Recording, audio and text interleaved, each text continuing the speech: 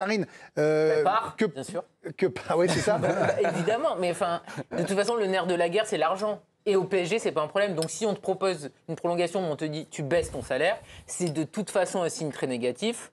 On sait que Luis Enrique, il a décidé de tout au PSG maintenant. Il n'a pas eu encore la main sur le gardien. Voilà, c'est ça le truc. Donc, s'il veut son gardien, que ça soit totalement sa patte, Donnarumma, c'est pas lui. Il était là avant. Donc, en fait, Donnarumma prend le plus offrant. Bah oui, je veux dire, à partir du moment... Mais vous pensez qu'un gardien qui réussit 6 mois de ce niveau-là, qui vous aide à aller gagner la Ligue des Champions en étant ultra décisif, comme tous les grands gardiens de Ligue des Champions, il ne peut pas convaincre Luis Enrique de le garder de manière sans... Ça vous surprend pas? Mais ça sera son agent. Oui, non, mais vous voyez ce que je veux dire. À partir du moment où le PSG vient avec une offre qui est moins élevée que le salaire actuel, c'est un message très négatif. Et on ne nous fera pas croire que tout le monde est, au final, en train de baisser ses salaires. Il est dans la force de l'âge, il est en position... 26 ans.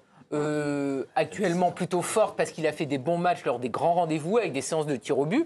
Donc si le PSG veut pas, ben c'est pas grave. Mais lui, il a tout intérêt à partir. Ça, c'est du point de vue du joueur, mais du point de vue du club, est-ce que vous comprenez qu'il ne veuille pas le garder? Que Luis Enrique se dise c'est pas mon gardien, est-ce que ça vous surprend? Ah non, avec Luis Enrique, rien ne me surprend, non. Je dirais, de toute façon, c'est une guerre d'ego. Les entraîneurs, ils veulent tout.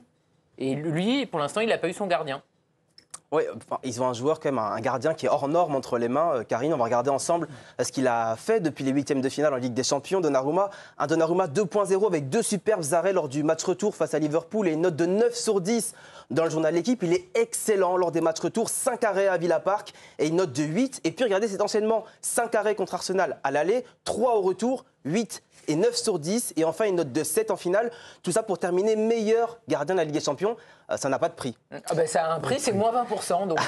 ça donne quand même le sentiment que, quoi qu'il ait fait ces derniers mois, Raymond, il n'était pas désiré par Luis Enrique, comme le disait Karine, et que finalement, ils veulent pas... Il n'était pas désiré, c'était pas son choix. Oui, c'est ça, mais ils veulent pas se laisser éblouir par 4 mois alors qu'ils ne correspondent pas au profil de gardien qu'il veut. Moi, je le lis comme ça, en tout cas. C'est vrai que les gardiens de but qui correspondent à son jeu, c'est les gardiens de but qui peuvent jouer au pied. Oui, oui, bien sûr. On sait très bien que c'est pas... Oui, mais on pensait qu'avec ce qui s'était passé, voilà... Mais, je suis peut-être encore de l'ancienne génération, mais je pense que le premier travail du gardien de but, c'est d'arrêter les ballons qui vont dans les buts.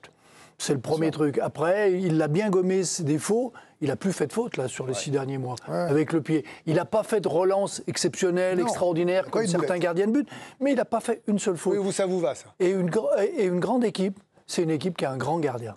On va chercher maintenant, je dirais presque encore un prospect derrière. Parce que Chevalier, c'est un profil, c'est un avenir. Mais tous les ans, maintenant, ils vous joueront la Coupe d'Europe. C'est pour gagner la Coupe d'Europe. Ce n'est pas un gardien pour se préparer, pour avancer. Avec Donnarumma, ils ont une certitude. Mais tu acceptes, toi, de... disons que vous savez ce que vous avez, vous ne savez pas ce que vous aurez dans le futur avec Lucas Chevalier. Je pense qu'ils peuvent discuter. Enfin, moi, entre 800 et 600, je ferais... voilà, je veux... 800 000, entre 800 000 et 600 000 par mois, c'est à peu près ce qu'il a. Il est dans ces zones-là. Donc je ne sais pas de combien ils l'ont baissé, mais s'ils lui font après, il lui donne beaucoup d'années de contrat. De 4-5 ans, je ne vois pas où il va perdre quelque chose. Le message n'est pas bon parce que lorsque vous faites 6 mois comme il a rectifié, on l'a tous critiqué, moi le premier, et à juste titre, parce que... Non, le message n'est pas bon, non, le message est clair, au contraire. Oui, mais je veux dire, de la part de Donnarumma, moi je suis Donnarumma, je me dis le message il n'est pas bon. Oui, il est clair si vous voulez, mais pour moi il n'est pas bon. Parce que ça veut dire quoi? On m'a reproché que le jeu au pied, c'était une catastrophe. On m'a reproché que sur les sorties aériennes, je ne sortais pas, je ne cassais pas la baraque, que je ne rassurais pas mes défenseurs. À partir du match retour de Liverpool, on a vu un très grand gardien. Et si le Paris Saint-Germain a réussi à gagner la Champions League, c'est en partie grâce à Donnarumma. Souvenez-vous de ce match retour à Aston Villa, où c'était Jésus dans les cages. Il a sorti bon nombre d'arrêts et c'est grâce à lui, et j'ai pas peur de le dire, que le Paris Saint-Germain est allé en finale. Donc Donnarumma, il s'est dit quoi? Le jeu au pied, je me prends plus la tête. S'il faut dégager en tribune, je dégage en tribune. Mais au moins, il n'y a pas d'erreur. Très bien. Il est sorti sur les corners, sur les coups francs. Sur la ligne, il a démontré que c'était un grand gardien. Sur les pénaltys, je vous en parle même pas. Moi, je pense qu'effectivement, je suis à la place de Donnarumma, pardon. Au minimum, on me propose le même salaire. Au minimum. Ça va peut-être vous surprendre, mais regardez la comparaison du jeu au pied de Donnarumma et Lucas Chevalier. Eh bien, Donnarumma est beaucoup plus précis quand il s'agit des passes courtes. Regardez, 81% de passes réussies, pour Donnarumma contre 73,8 pour Chevalier. Et en fait, Chevalier est beaucoup plus précis, lui, dans le jeu long. 28 passes réussies vers le dernier tiers et seulement 5 pour Donnarumma. Donc Donnarumma, finalement, correspond plus au jeu d'Enrique quand on regarde les statistiques que Chevalier. Quel est votre avis sur tout ça, Olivier Rouet? Je vois un peu circonspect. Non, moi, alors déjà, je trouve ça hypocrite, moi, de dire au mec, tu restes, mais on baisse ton salaire. Je trouve ça, franchement, ouais, c'est hypocrite, c'est pas bien. Moi, je suis d'accord avec toi, Benoît, c'est quand même pas un Surtout bon avec la message. saison qu'il a fait. Même si c'est 200 000 de différence, Raymond.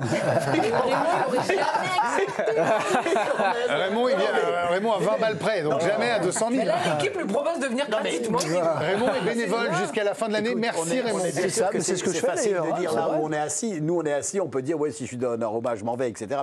Mais c'est pas bon, quoi. C'est vraiment. Alors que.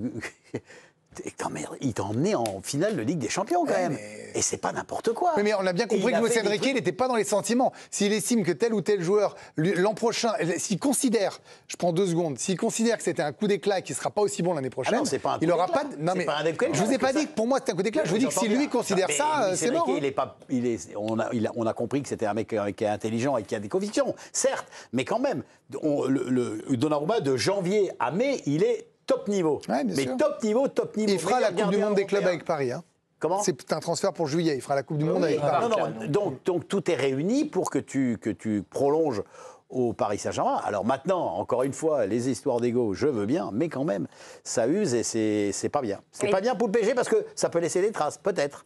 En tout cas, lui de son côté, Donnarumma, dès qu'il en a eu l'occasion, à n'importe quelle sortie médiatique, il a affirmé son envie, son souhait de rester au Paris Saint-Germain. Il se sent bien au Paris Saint-Germain, il a envie de continuer encore pour longtemps. Il ne s'en est jamais caché. Ça date encore d'il y a quelques jours, c'était en conférence de presse avec le rassemblement de la sélection nationale avec l'Italie. Il était limpide, le gardien italien.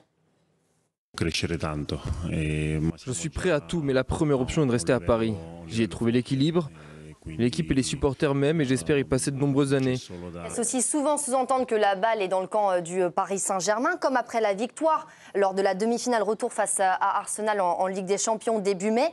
J'ai encore 1 an de contrat, il y a du temps pour parler de la prolongation. Tout le monde sait comment je suis heureux ici. La décision est entièrement du côté de la direction. Il y a juste à signer.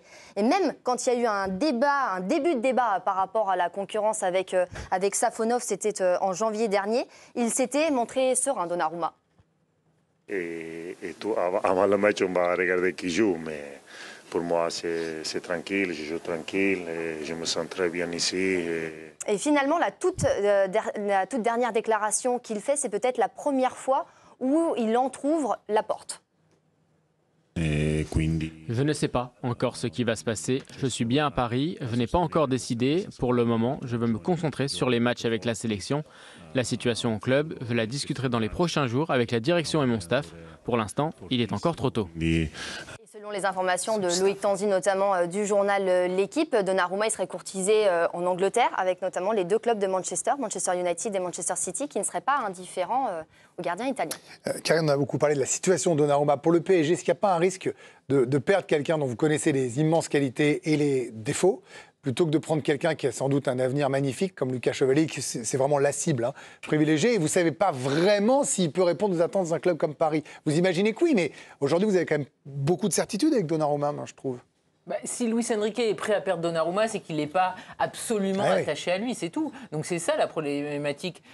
Effectivement, là, Donnarumma, il a fait des très bons matchs, mais on ne peut pas non plus oublier que par le passé, parfois, il a été en délicatesse. Est-ce que ça y est ? Est-ce que c'est parti ? Est-ce que c'est sûr ? À l'Euro 2021, ça a été l'homme de la compétition. Il avait été excellent avec l'Italie, et derrière son transfert au PSG, ça a été plus compliqué. Donc, je ne sais pas si Donnarumma s'est acté qu'il est devenu un égal d'un Thibaut Courtois ou quoi. Et Luis Enrique, a priori, il se pose la question aussi. Parce que s'il était sûr que c'était le gardien idoine parfait pour son PSG, il ne lui ferait pas le coup de « on te garde Juanito, mais à moins 20%. Ça n'existe pas.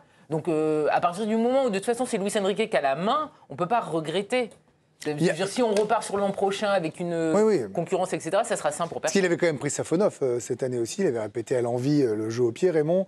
Bon, il ne l'avait pas mis dans les meilleures conditions. C'est-à-dire que Donnarumma, depuis qu'il est à Paris, entre Navas et tout ça, là, il s'en est sorti, mais on a quand même le sentiment... Vous avez le sentiment que Chevalier, il est plus sûr aujourd'hui que Donnarumma, par exemple, pour un club comme Paris ? Non, on n'a aucune certitude. Personne ne peut être. Et Benoît le disait, c'est vrai. Oui, mais comme là, la cible, c'est Chevalier. Mais on l'a critiqué sur beaucoup de choses. Et il a tout rectifié.